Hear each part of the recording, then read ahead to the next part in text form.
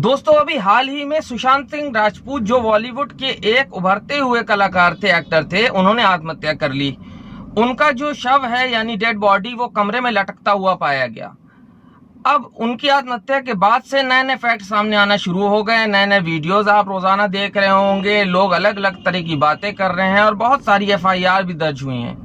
दोस्तों मैं आपका दोस्त फरहान अख्तर, मैं आज आपसे यही बात करने वाला हूं कि आखिर ये मैटर है क्या, इस तरह के मामलों में कौन से फैक्ट की जो है जरूरत होती है और किस आधार पर सजा मिलती है। ये सारी बातें आज के इस वीडियो में आपको बताने वाला हूं कि एक आत्महत्या का जो कोशिश है वो क्या है, उसका क्या प्रावधान है कानून की नजर में, या आत्महत्या के लिए ऐसे दुष्प्रेरण करना यानी कि उकसाना या ऐसे हालात पैदा करना, उसका मामला क्या है। तो चलिए शुरू करते हैं। दोस्तों सबसे पहली बात, दो कैटेगरी होती हैं, एक तो होती है आत्महत्या की कोशिश करना और एक होती है आत्महत्या के लिए उकसाना यानी दुष्प्रेरण करना। तो सबसे पहले आ जाते हैं कि आत्महत्या की कोशिश करना। आत्महत्या की कोशिश दोस्तों, अगर आपने आत्महत्या की कोशिश करी, जैसे कि आपने नींद की गोलियां खा ली, ठीक है, या आपने जहर पी लिया, या आपने फांसी लगाने की कोशिश करी, या आपने ऐसी कोई भी कोशिश करी जिससे आपको जान देने का मतलब इंटेंशन आपका क्लियर हो रहा हो, और अगर आप बच जाते हैं, ठीक है, आपको हॉस्पिटल ले जाया गया, आपको किसी भी तरीके से करके बचा लिया गया, अगर आप बच जाते हैं तो उस केस में जो है धारा 309 IPC के तहत ये पनिशेबल ऑफेंस है, यानी आप अपनी जान नहीं दे सकते। मर गए तो आत्महत्या वाली बात आई गई, अगर बच गए तो आत्महत्या करने की कोशिश यानी 309 IPC के तहत 1 साल की सजा या जुर्माना या दोनों से इसको पनिश किया जाता है। ठीक है, अब आ जाते हैं दूसरी फैक्ट की तरफ, जो आत्महत्या के लिए दुष्प्रेरण, जिससे ये मामला रिलेट किया जा रहा है। तो दोस्तों देखिए, आत्महत्या के लिए दुष्प्रेरण पे सबसे पहले तो सजा समझ लीजिए। आत्महत्या के लिए दुष्प्रेरण अगर कोई करता है और कोई किसी बंदे ने आत्महत्या कर ली और उसके बाद उसके पीछे ये फैक्ट सामने आए कि फला व्यक्ति ने या फला लोगों ने इनको दुष्प्रेरण किया था यानी एक्टिवेट किया था यानी कि उकसाया था, और ऐसी परिस्थितियां पैदा की थी कि इन्होंने आत्महत्या कर ली है, तो उस केस में IPC की 306 धारा के तहत उसको दंडित किया जाता है यानी पनिश किया जाता है। और जो IPC की 306 धारा है इसके तहत इसमें 10 साल की सजा है और जुर्माना भी चार्ज किया जाता है। अब जुर्माना कितना भी चार्ज किया जा सकता है, लेकिन वो उसकी बर्दाश्त की सीमा से बाहर ना हो, ठीक है, जो भी आरोपी है। अब आ जाते हैं कि इससे रिलेटेड जो अफवाहें या जो भी वीडियो सामने आ रहे हैं। तो दोस्तों देखिए, सुशांत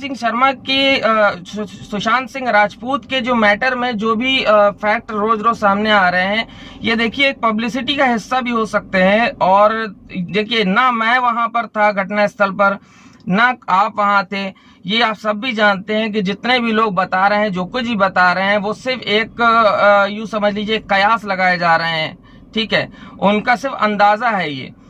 तो आप इस चीज को ये समझिए कि जब भी किसी फैक्ट यानी किसी केस की तहकीक होती है, किसी केस को इंटेरोगेट या इन्वेस्टिगेट किया जाता है, तो उस केस में उससे रिलेटेड फैक्ट जो जरूरी हैं। अब जैसे आत्महत्या के लिए उकसाने के लिए क्या केस जरूरी है, देखिए, जब भी कोई आत्महत्या करता है किसी के उकसाने के बाद, तो वो उससे पहले ही कुछ ऐसे हरकतें करता है, कुछ ऐसे कहीं कमेंट हो या किसी 4 लोगों से मिला हो तो उनसे कुछ ऐसे जिक्र किए हों।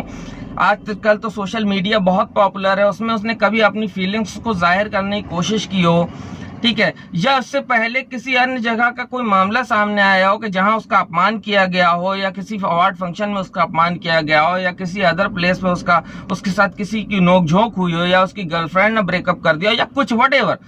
ये सारे तत्व पहले देखे जाएंगे, ये देखने के लिए कि आत्महत्या के लिए क्या उकसाया गया था या उसने खुद से ही ये आत्महत्या की है।